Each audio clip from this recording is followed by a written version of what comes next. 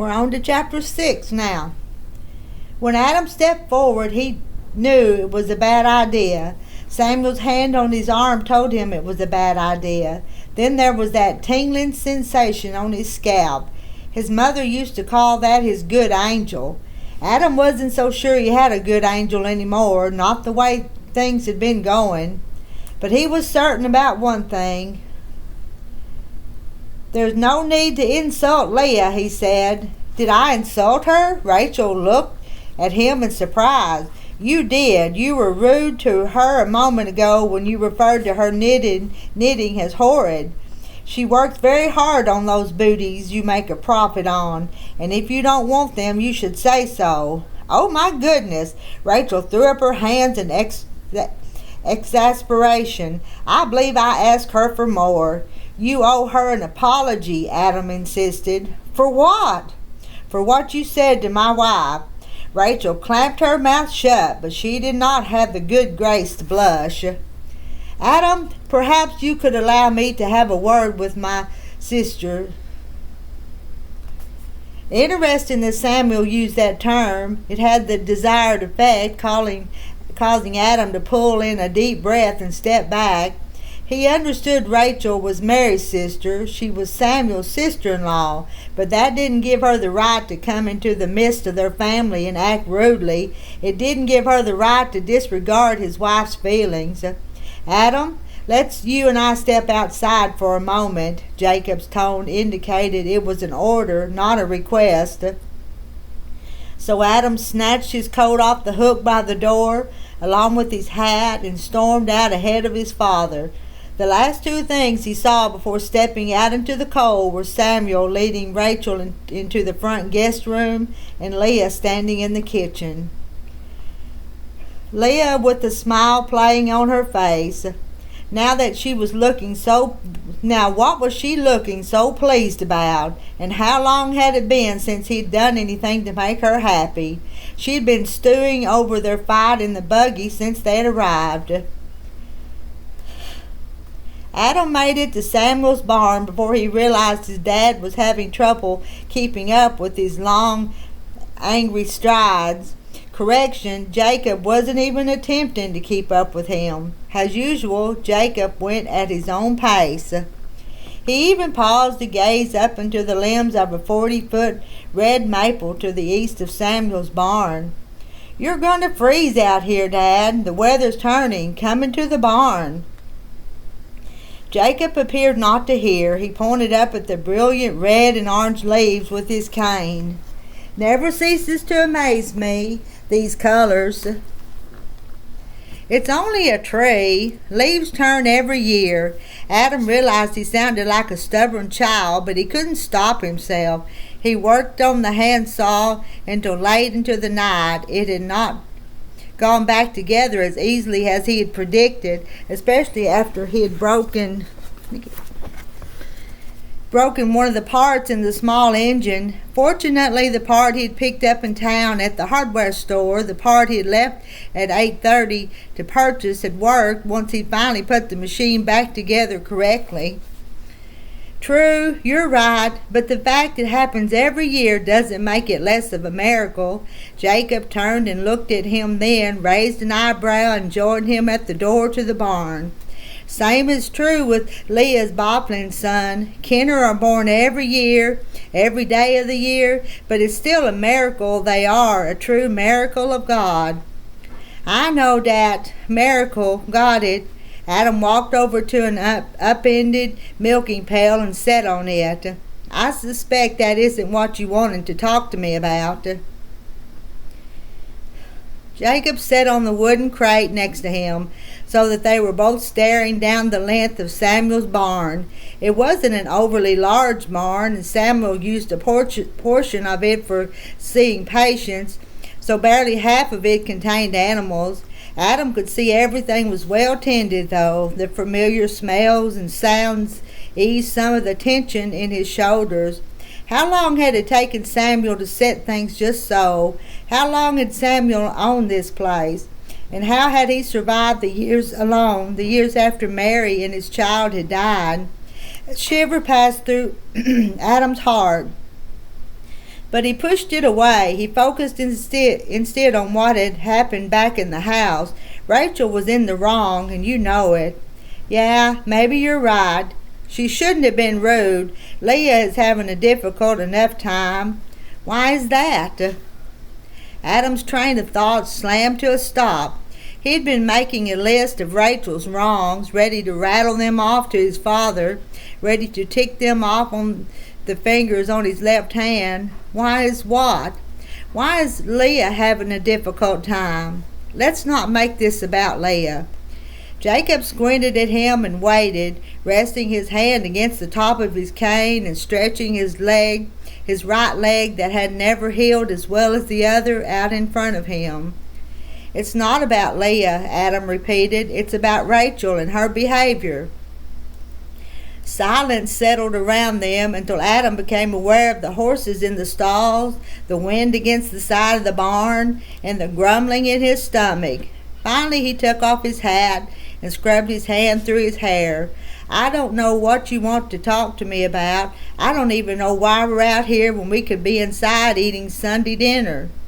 Jacob nodded, as if that made sense. Slowly he moved his fingers down the length of his cane and studied the grain of the wood. When he began speaking, there was no condemnation in his voice, and perhaps that's why Adam was able to listen to what he had to say. Everyone in your sister's house knows that Rachel acted inappropriately, but maybe we don't know why. Sometimes, Adam, a thing is broken in a person, much as the bone was broken in my leg. The doctors were able to fix my leg. He tapped his shin with the cane, and something inside of Adam flinched. He remembered too well the fear his father might not have survived the buggy accident, and the deathly whiteness of Jacob's face when they had found him in the snow that evening. Samuel had been the first to spy the twisted buggy, but Adam had joined them there as they'd waited for the ambulance. It had been a frightening time, and perhaps when he had first stepped into manhood.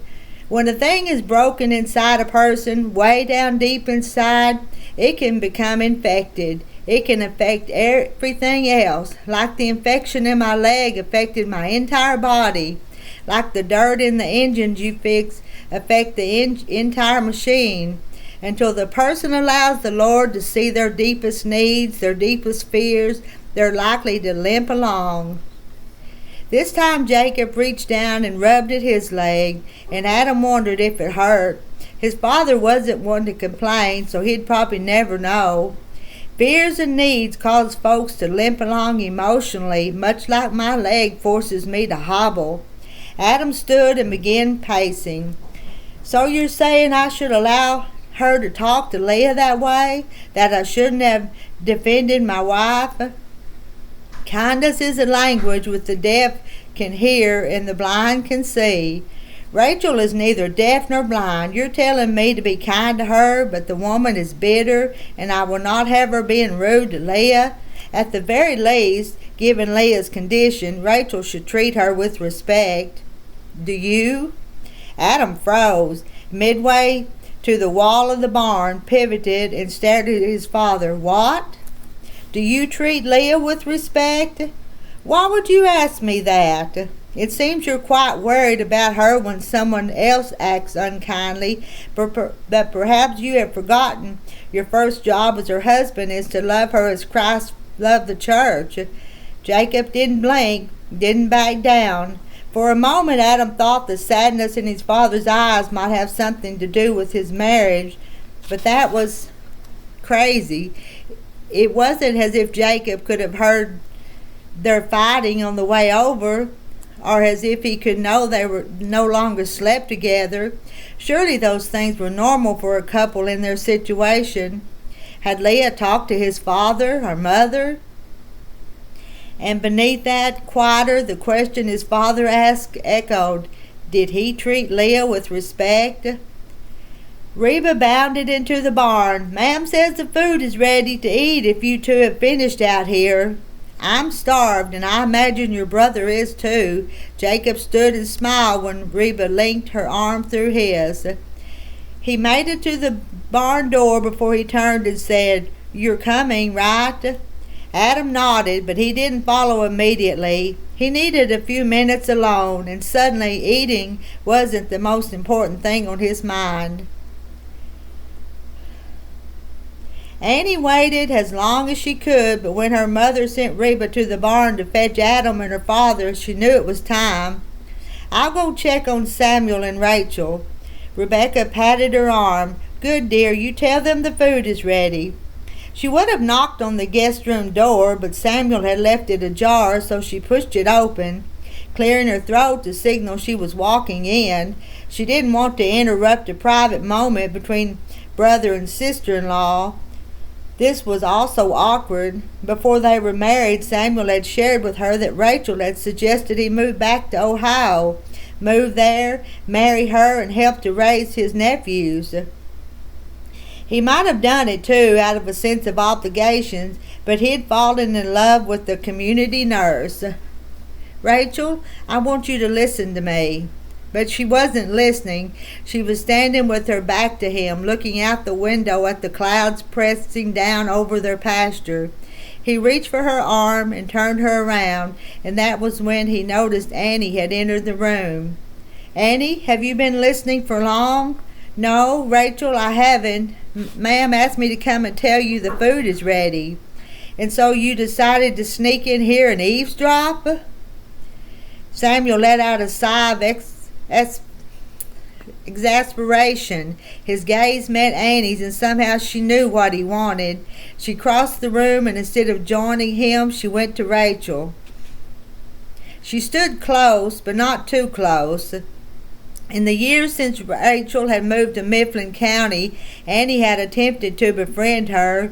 She had failed. Now it seemed to her that Rachel was acting like one of Reba's animals, cornered and frightened. At the same time, the memory of the scene in the next room was fresh. She didn't want anything to hurt or upset Leah or the baby she was carrying. "Rachel, is there something you need? Something that Samuel and I can do for you? If the store isn't making enough money, we'd be happy to..." "To do what, Annie? Hold an auction for me? Make me your next charity case?" Rachel stiffened her spine. "That won't be necessary." "You are important to me, Rachel. I think you know that." Samuel scrubbed his hand over his face, and it dawned on Annie how much the weight he carried on his shoulders. They had spoken of this as they lingered over their Bible study earlier. Samuel had confessed some days he did a better job than others of handing his burdens over to the Lord. They laughed at the time, admitting their failures. Now she understood that the failing for both of them could be a costly one.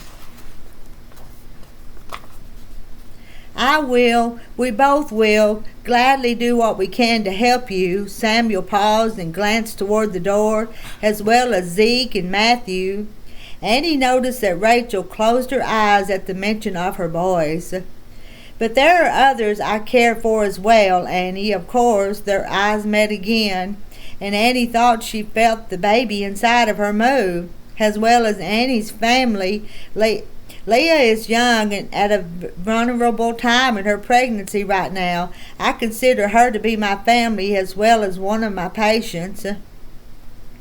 Samuel stepped closer and lowered his voice. "You will not speak rudely to her again. You will not devalue her in any way. If you have a difference of opinion with Eli or any business matters that need settling, you will save it. But you will save it for the proper time and place, which is not my home or any home on Sunday." Rachel's face blushed red. "Am I clear?" Rachel drew herself up to her full height, and Annie was struck again by how tall she was, tall and exceptionally beautiful. "Tell me you understand, Rachel." She pressed her lips together until they formed a white line. "Oh, I understand." He motioned, a lady's first gesture. Rachel left the room, heading straight for the bathroom. "Do you think she'll be all right today?" "Yes, but something is wrong she's not speaking of.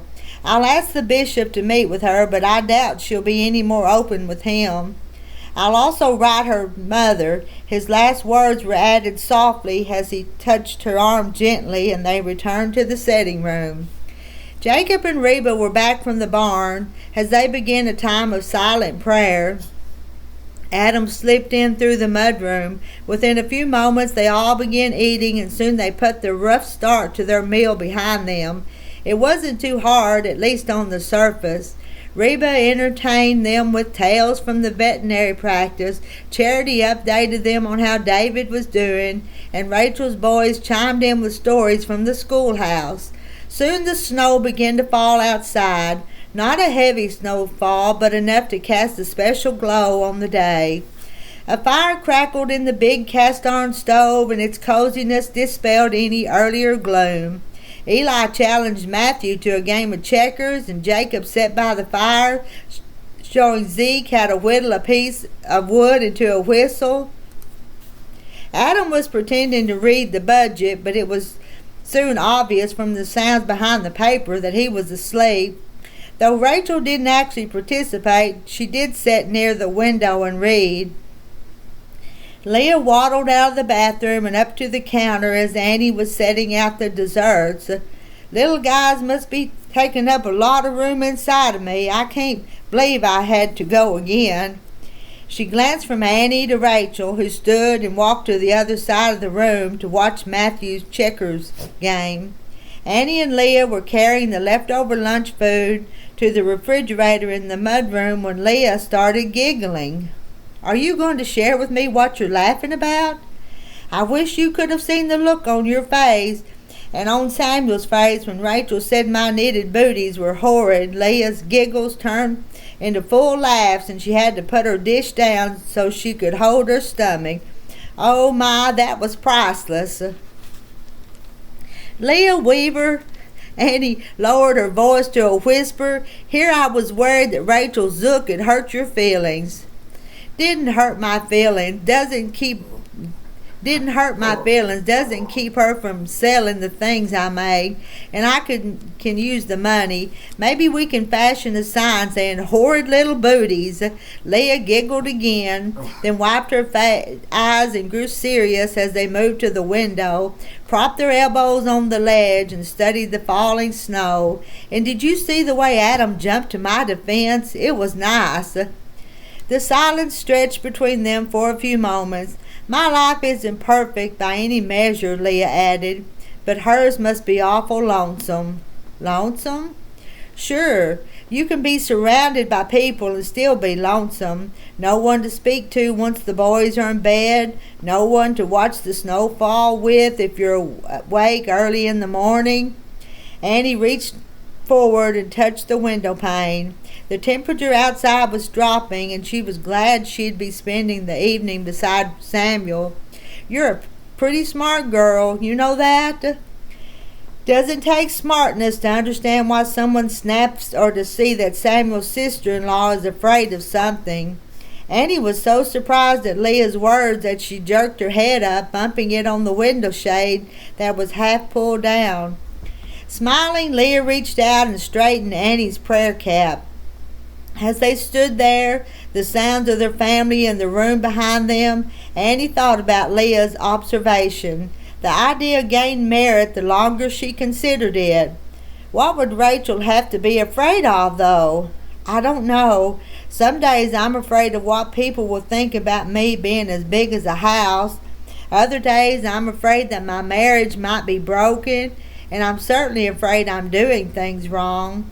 Leah's words stayed with Annie as they walked back into the sitting room and helped themselves to a small piece of dessert. It didn't occur to her until later in the evening that the fight had actually begun with Rachel and Eli. Why would Rachel be picking a fight with Eli? She'd been so worried about Leah the last few weeks, but now she wondered if maybe Rachel was the one who needed rescuing. But how did you rescue someone who was afraid, especially when they wouldn't give you even a clue as to what had given them such a fright? Okay, that's the end of chapter 6.